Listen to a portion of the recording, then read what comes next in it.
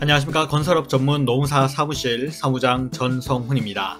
오늘은 일용직 국민연금 자격취득일 예시 그 첫 번째 시간을 가져보도록 하겠습니다. 먼저 화면을 통해서 설명을 드리도록 할게요. 자, 우선 첫 번째 사례입니다. 근로시작일부터 해당 월 말일까지 8일 또는 소득 220만원 이상 근로하고 다음 달 초일부터 말일까지 8일 이상 근로한 경우입니다. 자, 이러한 경우는 취득일은 7월 17일, 상실일은 10월 1일이 되겠습니다. 내용에 나와 있는 것처럼 취득일은 근로시작일부터 해당 월 말일까지 8일 이상 근로하고 다음 달 초일부터 말일까지 8일 이상 근로하였기 때문에 근로시작일인 7월 17일을 자격취득일로 적용한다 라고 이해하시면 되겠고요. 상실일의 경우에는 근로시작일이 속한 달의 다음 달부터 초일부터 말일까지를 판단하므로 최종 근로일이 속한 달에 다음 달 초일로 상실신고를 하시면 되겠습니다. 자, 동일한 내용으로 이번에는 A현장과 B현장으로 각각 4일씩 근로했다라고 가정을 한번 해보도록 하겠습니다. 오른쪽 화면을 보시면 A현장 7월에 4일, B현장 7월에 4일, 그리고 A현장 8월에 4일, B현장 8월에 4일, 마찬가지로 A현장 9월에 4일, B현장 9월에 4일이라고 봤을 때 각 현장별로는 근로시작일부터 해당 월까지 8일 미만이고 다음 달 초일부터 말일까지 8일 미만이기 때문에 현장별 자격 취득 대상자는 아닙니다. 하지만 사업장 기준으로 7, 8, 9월이 8일, 8일, 8일이기 때문에 가입 대상이 되는 거죠. 이때 취득일은 근로시작일에 해당하는 7월 17일이 되고 상실일은 최종 근로일이 9월 29일이기 때문에 최종 근로일이 속한 다음 달 초일인 10월 1일로 상실신고해 주시면 되겠습니다. 물론 8월 1일, 9월 1일에는 보수가 변경이 되었다면 보수 변경 신고도 함께 진행해 주셔야 합니다. 다음 두 번째 사례인데요. 근로시작일이 초일이나 1개월 미만 근로한 경우도 결과적으로 한 달 미만 근로이기 때문에 가입 대상이 아니고요.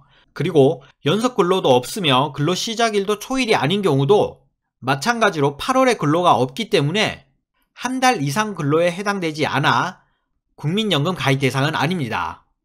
이번엔 사업장 기준으로 적용을 한번 살펴보면 마찬가지로 사업장 기준 근로시작일이 초일이지만 1개월 미만 근로한 경우에도 한 달 미만 근로로 가입 대상은 아닙니다. 또한 사업장 기준으로 연속 근로도 없고 근로시작일도 초일이 아닌 경우도 마찬가지로 8월에 근로가 비어있기 때문에 연속 근로로 볼 수 없으며 7월과 9월은 각각 1개월 미만으로 국민연금 가입 대상은 아닙니다. 다음 사례를 보면 근로시작일이 초일이고 최종 근로일이 속한 달에 초일부터 말일까지 8일 또는 소득이 220만원 미만 근로한 경우를 살펴보면 취득일은 9월 1일이고 상실일은 10월 1일이 되겠습니다. 취득일의 경우에는 초일에 근로를 시작하여 해당 월 말일까지 8일 근로하였고 근로시작일이 속한 달의 다음 달에도 연속하여 근로하였기 때문에 9월 1일자로 취득신고를 하시면 되겠습니다. 상실일의 경우에는 근로시작일이 속한 달의 다음 달부터는 초일부터 말일까지 판단하므로 최종 근로일이 속한 달에 8일 미만 근로하여 최종 근로일이 속한 달의 초일인 10월 1일로 상실을 하시면 되겠습니다. 물론 사용자와 근로자가 희망을 하면 최종 근로일이 속한 다음 달 초일인 즉 11월 1일로 할 수는 있는데 희망하는 경우만 상실일을 11월 1일로 넣으시면 되겠습니다. 자, 마찬가지 기준으로 건설 사업장 기준으로 보면 A현장의 9월에 4일, A현장의 10월에 1일, 그리고 B현장의 9월에 4일을 일했다라고 가정을 한다면 각 현장별로는 가입 대상은 아니지만 사업장 기준으로 보자면 9월 1일로 취득신고를 하고 10월 1일로 상실신고를 하시면 되겠습니다.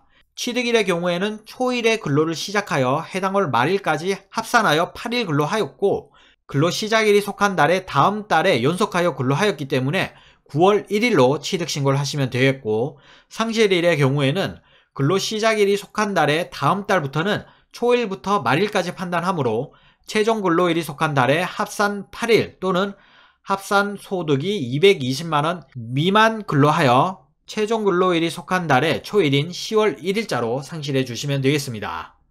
다음 예시를 보면 근로시작일 이후 연속하여 근로하였고 초일부터 말일까지 8일 이상 근로한 경우를 살펴보면 취득일은 9월 1일, 상실일은 10월 1일이 되겠습니다. 취득일의 경우에는 근로시작일부터 말일까지 근로시작일이 속한 달에 다음 달 초일부터 말일까지 근로를 확인하여 8일 이상이냐 또는 월소득 220만원 이상인지를 판단을 하셔야 합니다. 즉 7월에는 8일 이상 근로하였으나 근로시작일의 다음 달 초일부터 말일까지 8월에 대해서는 8일 미만 근로하였기 때문에 7월은 가입 대상에서 제외가 됩니다. 그래서 9월 1일자로 취득이 되는 거고요. 상실일의 경우에는 8월은 8일 미만 근로하였으므로 가입 대상 월에서 제외가 되고 9월은 8일 이상 근로하였기 때문에 9월 1일자 취득, 10월 1일자 상실이 되겠습니다. 물론 예외적으로 사용자와 근로자가 희망을 한다면 7월 17일자로 취득도 가능하다는 점은 참고로 알아두시면 되겠습니다. 자, 똑같은 내용을 사업장 기준으로 한번 옮겨보도록 하겠습니다.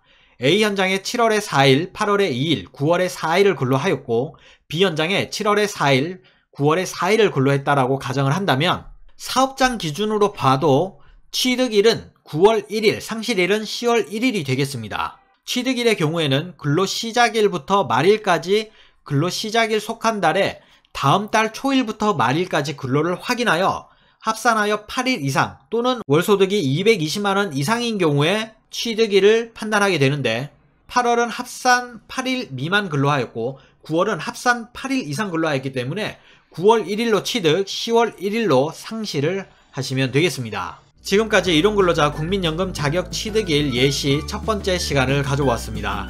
추가 궁금하신 사항은 건설로무 카페를 통해서 질문 주시면 답변 드리도록 하겠습니다. 사무장 전성훈이었습니다. 감사합니다.